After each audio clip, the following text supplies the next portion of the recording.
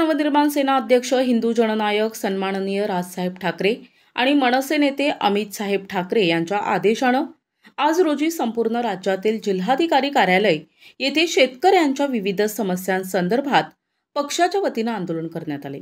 त्या अनुषंगानं आज नाशिक जिल्ह्याच्या वतीनं जिल्हाधिकारी कार्यालय येथे आंदोलन करण्यात आले। विधानसभेच्या निवडणुकीवेळी विद्यमान महायुती सरकारनं शेतकऱ्यांची कर्जमाफी करण्याचं आश्वासन दिलं, परंतु सत्ता स्थापन झाल्यानंतर कर्जमाफी संदर्भात कोणताही ठोस निर्णय न घेता या महायुती सरकारनं शेतकऱ्यांना वाऱ्यावर सोडले। सन्माननीय राजसाहेब ठाकरे आणि अमित साहेब ठाकरे यांच्या आदेशानं या महायुती सरकारकडे शेतकऱ्यांना भेडसावणाऱ्या समस्यांसंदर्भात संपूर्ण राज्यभरात आंदोलन छेडण्यात आले आणि खालील मागण्यांची मागणी करण्यात आली आहे। राज्यात ओला दुष्काळ जाहीर करून तात्काळ कर्जमाफी करावी, जिरायत शेती पिकासाठी हेक्टरी 1 लाख रुपयांची मदत द्यावी, बागायत शेती पिकांसाठी हेक्टरी 1.5 लाख रुपयांची मदत द्यावी, फळबाग शेती पिकांसाठी हेक्टरी 2 लाख रुपयांची मदत द्यावी, ओल्या दुष्काळात मृत पावलेल्या कुटुंबाला 10 लाख रुपये आणि कुटुंबातील एका सदस्याला शासकीय नोकरी द्यावी, दुष्काळात मृत पावलेल्या प्रति जनावरामागे 75,000 रुपयांची मदत द्यावी, जमीन खरडून गेलेल्या शेतकऱ्यांना प्रति एकरी 1 लाख रुपयांची मदत द्यावी, घरातील पडझड झालेल्या नागरिकांना घरकुल योजनेअंतर्गत पक्की घरं बांधून देण्यात यावी। या प्रकारच्या मागण्या शासनाकडे करण्यात आल्या आहेत। तसेच महाराष्ट्र नवनिर्माण सेनेतर्फे या महायुती सरकारला आणि प्रशासनाला कळकळीची विनंती करण्यात येते की राज्याच्या शेतकरी वर्ग कर्जमाफीची घोषणांची वाट बघत आहे।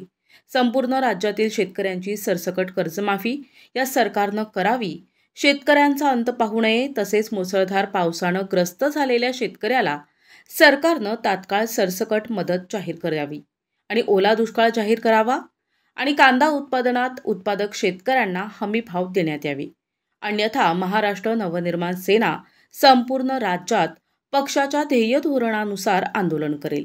या आंदोलन प्रसंगी मनसे प्रदेश सरचिटणीस दिनकर अण्णा पाटील, प्रदेश उपाध्यक्ष सलीम मामा, प्रदेश उपाध्यक्ष रतनकुमार इचम, शहराध्यक्ष सुदाम कोंबडे, शहर समन्वयक भाऊसाहेब निमसे, जिल्हा उपाध्यक्ष नामदेव पाटील, संतोष शहाणे, खंडेराव मेढे, मनोज ढिकले, विभाग अध्यक्ष सत्यम खंडाळे, बंटी कोरडे, धीरज भोसले, योगेश ताभाडे, तालुका अध्यक्ष सुधाकर राऊत, रामदास जाधव, संदीप चव्हाण, नितीन काळे, रामदास खैरनार, नितीन थोरे, पदाधिकारी आणि महाराष्ट्र सैनिक मोठ्या संख्येनं उपस्थित होते। महाराष्ट्र नवनिर्माण सेनेच्या माध्यमातून आणि राजसाहेबांच्या आदेशाने संपूर्ण महाराष्ट्रभर प्रत्येक जिल्ह्यामध्ये शेतकऱ्यांसाठी आज हे आंदोलन होत आहे। शेतकऱ्यांची कर्जमाफी झाली पाहिजे, शेतकऱ्यांसाठी ओला दुष्काळ जाहीर केला पाहिजे, कांद्याला भाव दिला पाहिजे, शेतकऱ्याच्या संपूर्ण मग तो कांदा असेल, टमाटा असेल, सोयाबीन असेल, या सगळ्या मालांना हमीभाव दिला पाहिजे आणि मागच्या वर्षीची नुकसान झाली ती सुद्धा भरपाई सरकार देत नाही।